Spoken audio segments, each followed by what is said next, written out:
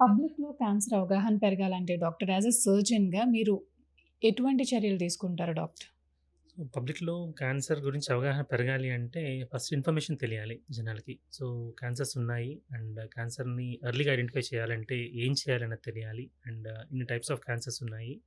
వాటి గురించి తెలియాలి. రెండోది క్యాన్సర్ స్క్రీనింగ్ గురించి తెలియాలి. మూడోది క్యాన్సర్ వ్యాక్సినేషన్స్ గురించి తెలియాలి.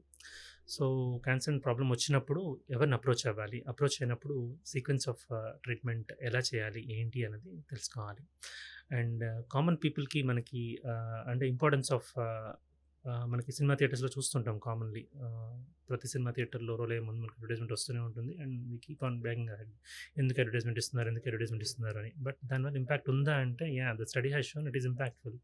ఎంతమంది అనుకున్నా అనుకోకపోయినా ఇట్ ఈస్ యాక్చువల్లీ యూజ్‌ఫుల్ ఉపయోగపడుతుంది. సో, ఎందుకంటే ద ఇన్సిడెన్స్ ఆఫ్ ఈ ఖైనీ గాని, గుట్కా చూయింగ్ గాని, స్మోకింగ్ గాని తగ్గింది డెఫినెట్‌లీ. సో, పబ్లిక్ అవేర్‌నెస్ అనేది is more important in cancer definitely. So, ఏవైతే నోన్ ఫ్యాక్టర్స్ ఉన్నాయో ఇప్పుడు uncontrolled and controlled. Controlled factors వరకే మనం చేయగలం. Uncontrolled it's not in our hands. So, control ఫ్యాక్టర్స్‌లో స్మోకింగ్ అన్నది, ఆల్కహాలిజం అన్నది, ఖైనీ, గుట్కా లాంటివి లేదంటే ఒబెసిటీ అన్నది, లేదంటే నాట్ ఫిజికల్ యాక్టివిటీ లేకపోవడం అన్నది, హెల్తీ డైట్ లేకపోవడం అన్నది ఇలాంటివి అన్నది this is definitely going to be ఇవన్నీ జనాలందరికీ తెలియాల్సిన అవసరం ఉంది.